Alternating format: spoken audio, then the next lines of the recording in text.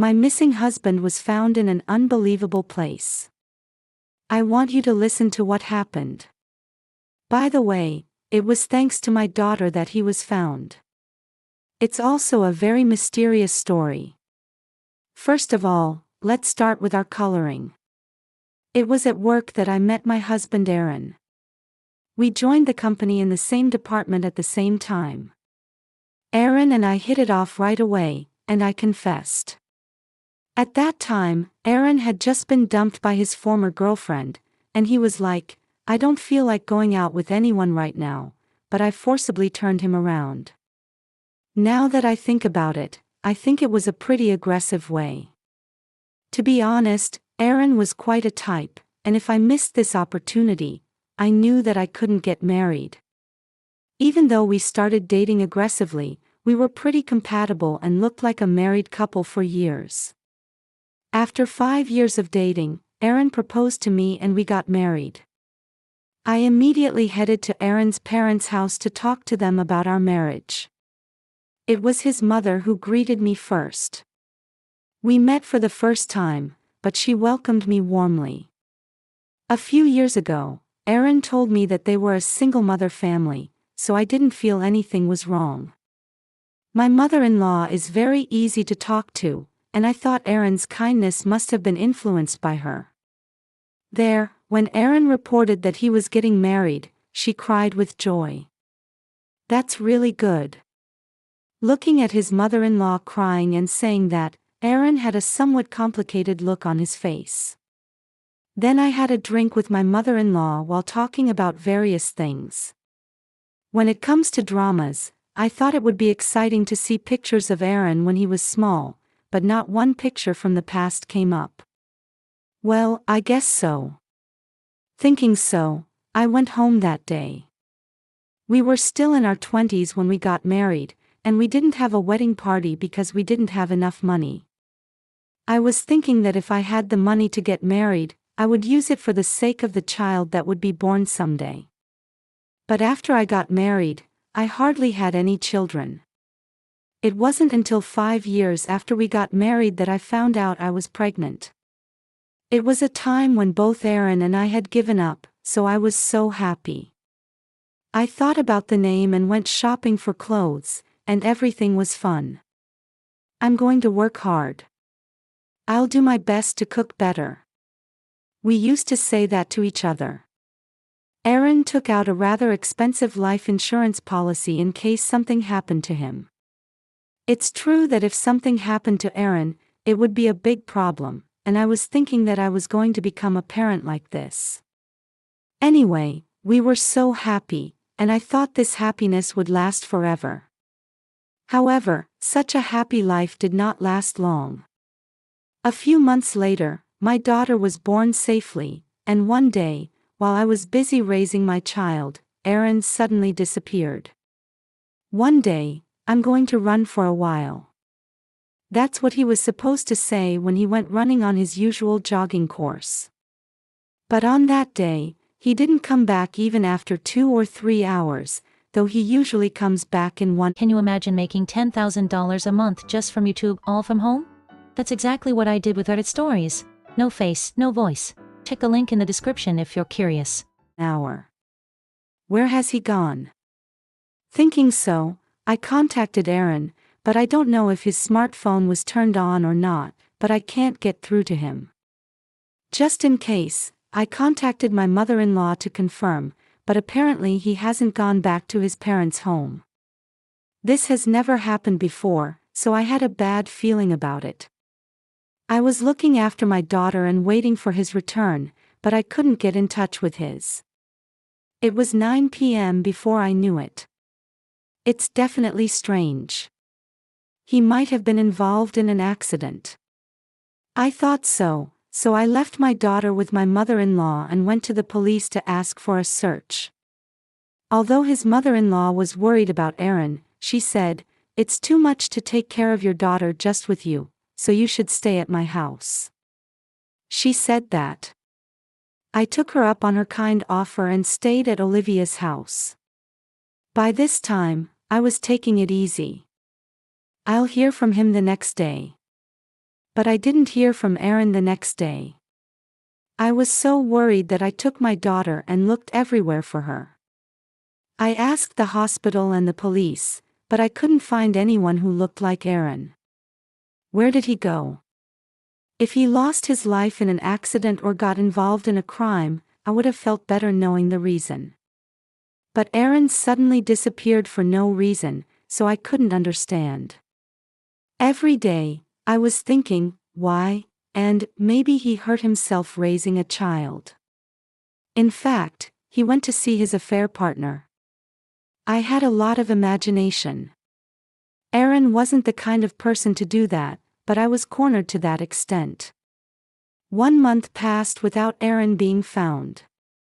My mother-in-law and I were completely exhausted from the situation where we had no idea if he was alive or dead. But my mother-in-law was so concerned about me that she said, "Stay at home until your daughter enters elementary school." She looked after me like that. One day, when I put my daughter to bed, I was eating sweets and talking with my mother-in-law. Then, all of a sudden, she started talking about unbelievable things. "Aisha, actually, there's something I haven't told you." "What? What happened?" "Actually, I'm not Aaron's mother."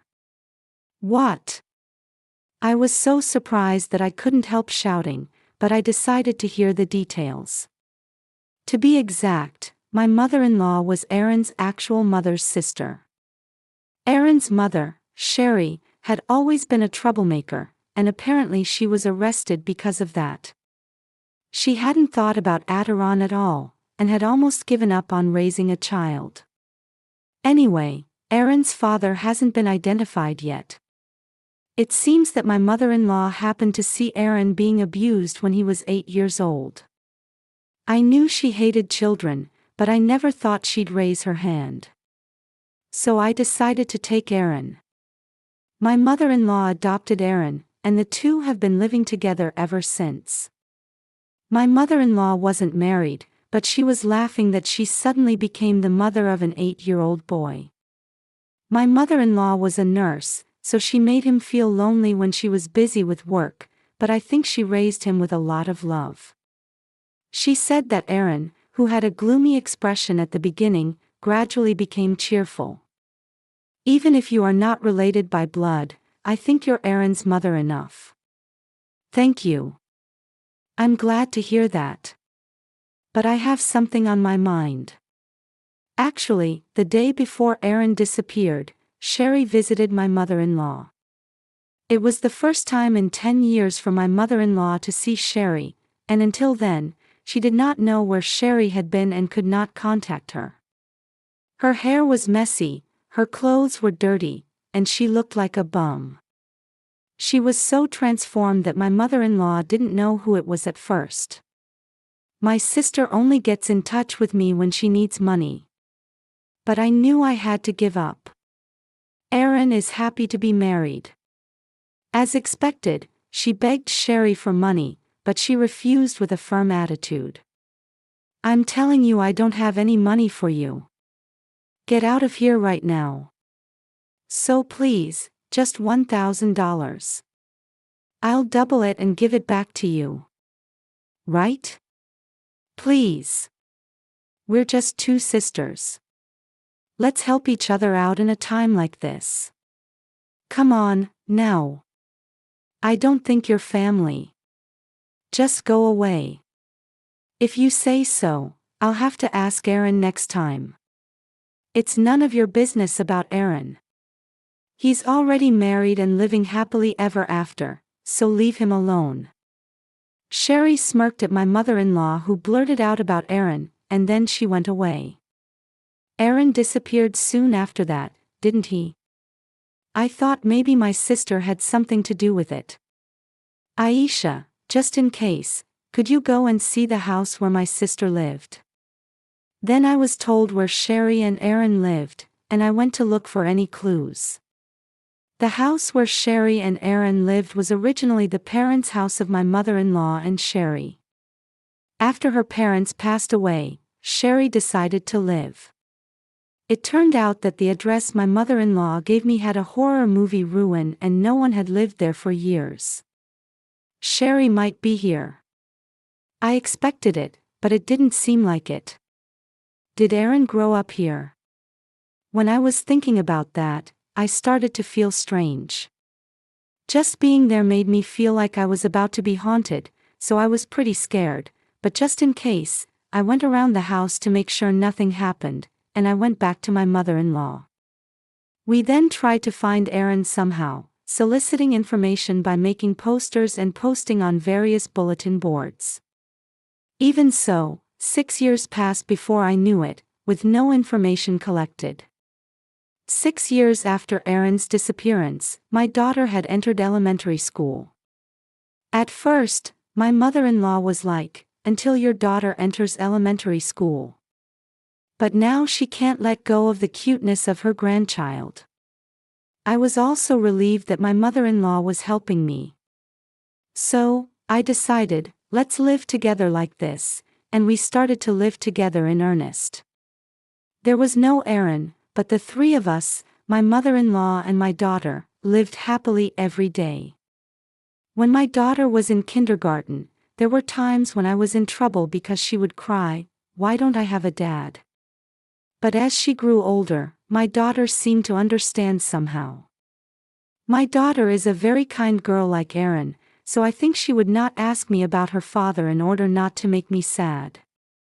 For the sake of my daughter, I wanted to find Aaron quickly. It was one day, when I was thinking about that our family situation changed. My daughter was visiting a close friend on her way home from school. Her friend's house was a little far from ours, and it took a long time to walk home.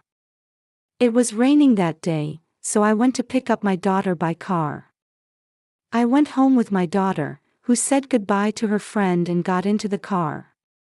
Somehow I felt like I was going to take a different route home, so I decided to take a different route.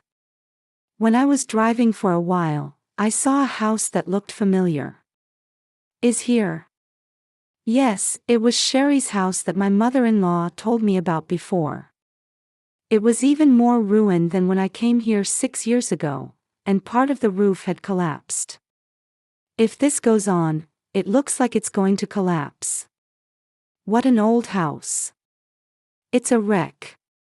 When I passed the house, my daughter was looking at the ruins and mumbling.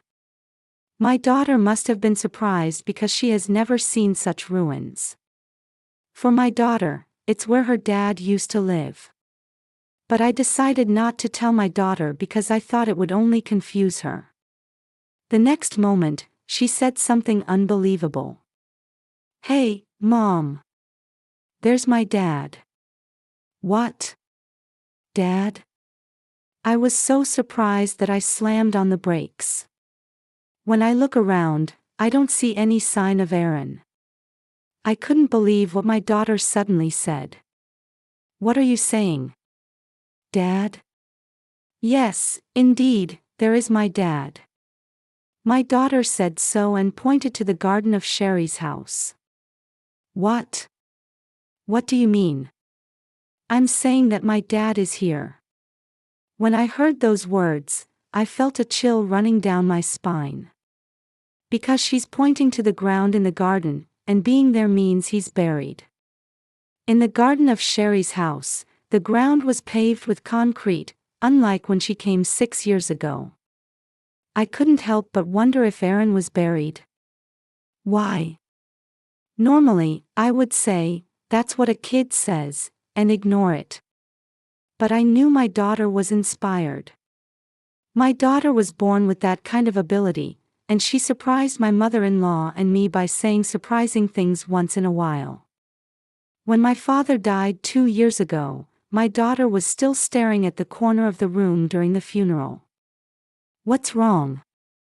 When I asked her, she pointed to the corner of the room and said, "Mom, Grandpa is over there." "What?" Of course I looked in the corner of the room, but there was no sign of anything. My daughter seemed to see my late father. Children sometimes seem to have that kind of presence, and I've come to recognize my daughter's abilities before I knew it. I've known so much about my daughter's abilities that I felt it was true that he was on the ground. So, what did Dad say?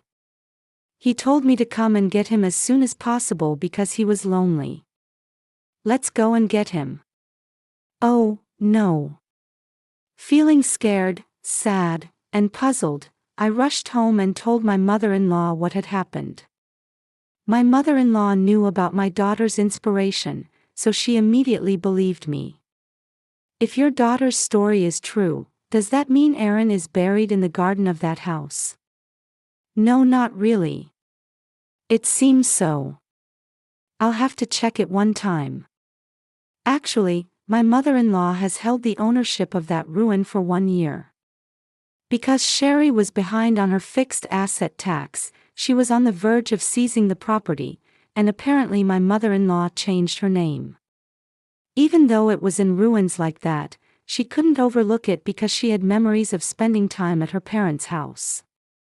Since the house is owned by my mother-in-law, I had no hesitation in digging the ground in the garden. I took a set of tools, and as I was thinking about where to start, I noticed something. It was laid out in the garden. The concrete was only in one part, not the entire garden. Maybe, he's here. One of my mother-in-law's acquaintances had an electric hammer, so I asked him to help me shave the concrete in the garden. If something strange came out when I was scraping the concrete. Just thinking about it made my heart pound. I was in trouble if something happened, so I decided to ask my mother-in-law's acquaintances to leave as soon as they scraped the concrete. Removing the broken concrete and digging the ground little by little. Only I was doing it, so it took a lot of time and we didn't make much progress. It was getting dark, and when I was about to leave, there was something white buried in the ground. As I carried on frantically, what appeared there was no doubt a human bone. I managed to put up with the screams, but I lost my footing and sat down. I decided to contact my mother-in-law right away and ask her to call the police. A few minutes later, the police arrived and set up a security cordon around the house, and I was questioned. Soon my mother-in-law would come and check the bone that came out. You're kidding. You're really buried. My mother-in-law and I hugged each other and cried. I didn't want my daughter to see anything like this, so I decided to leave her with my parents at home. The bones found were immediately sent to forensic analysis and found to belong to Aaron. If Aaron was found here, Sherry must have been involved. My mother-in-law contacted Sherry right away. When she changed the name of the house 1 year ago, my mother-in-law had asked for Sherry's contact information just in case. I never thought it would work in this way.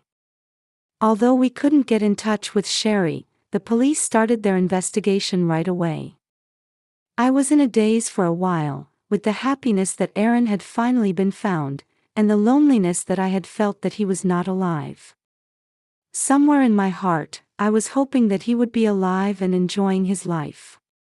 My mother-in-law and I decided to go home for a break one time. The interrogation was very long, and my mother-in-law and I were exhausted. I just didn't want to talk about Aaron, we just watched the news on TV without talking. That's when the breaking news came in.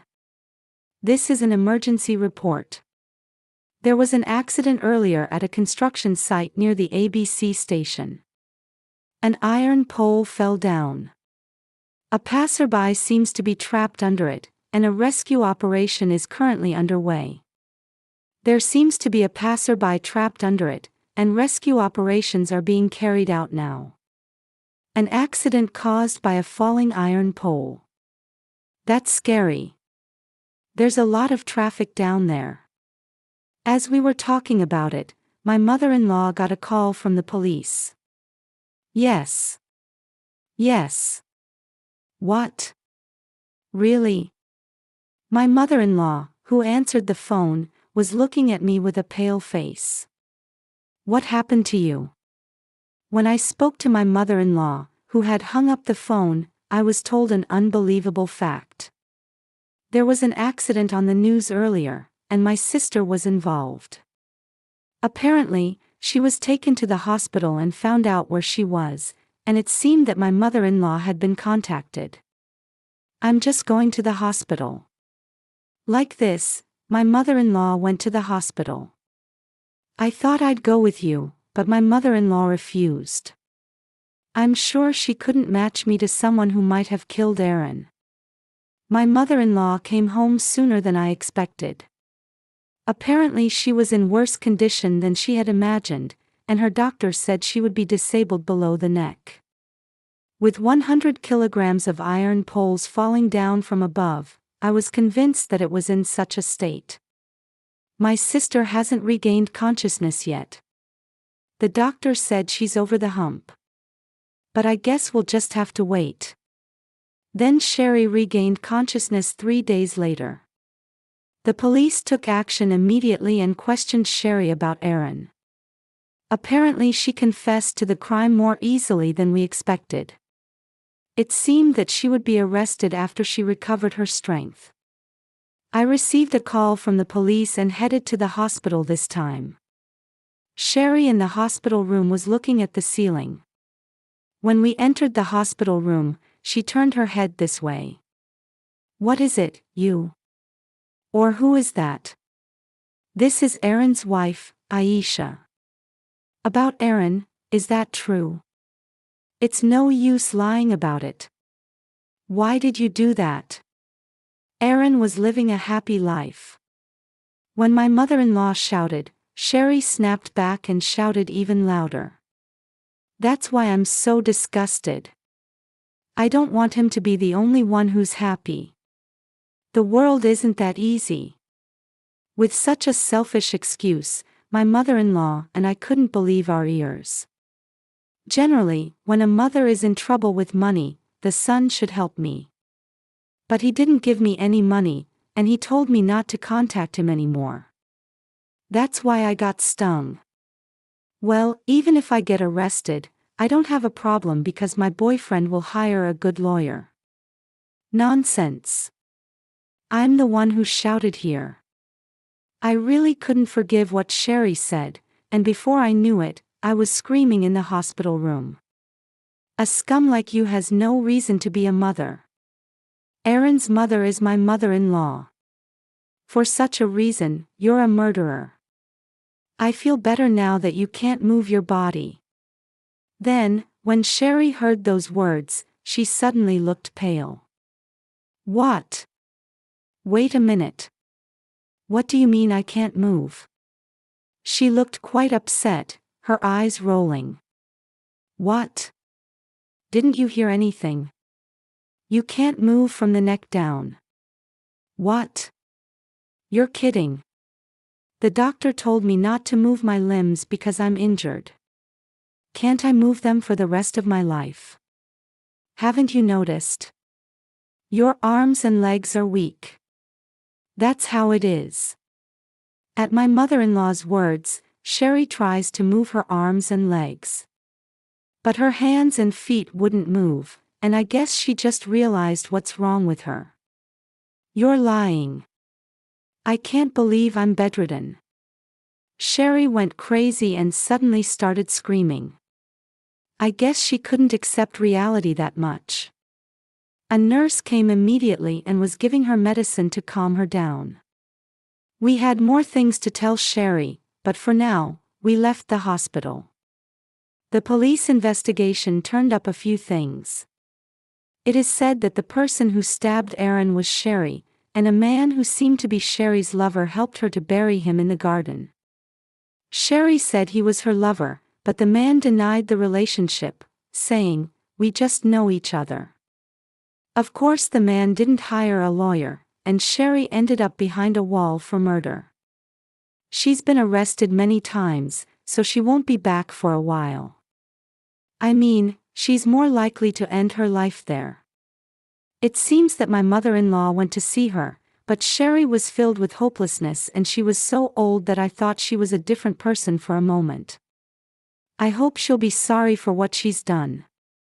So, it left me with a bit of a bad impression, but thank you for listening to me until the end. I won't forgive Sherry, but I've decided to be happier for Aaron.